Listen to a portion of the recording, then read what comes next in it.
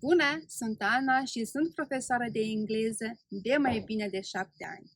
La început, pentru a învinge frica și emoțiile de a preda, cea mai bună prietena mea a fost oglinda. Da, stăteam minute în șir și repetam orice cuvânt care urma să-l zic a doua zi.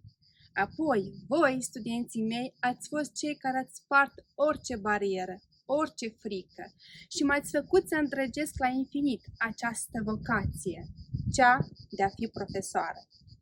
Astăzi, ținând cont de situația actuală, vă îndemn pe toți să învățăm engleza chiar din confortul casei tale. Ai nevoie doar de bună dispoziție, conexiune la internet și bine ați venit în mediul online. Dacă vrei să câștigi timp, să înveți engleza de oriunde, chiar îmbrăcat în pijamă și savurând cafeaua ta preferată, să dispui de un feedback imediat, să-ți alegi programul de studii singur, engleza online este cea mai bună metodă. Poți învăța într-un mod util și plăcut.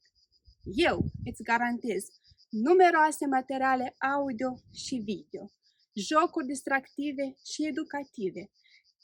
Îți sugerez că o să cântăm și o să ne distrăm. Dacă te-am convins, nu ezita să mă contactezi. Să învățăm engleza împreună!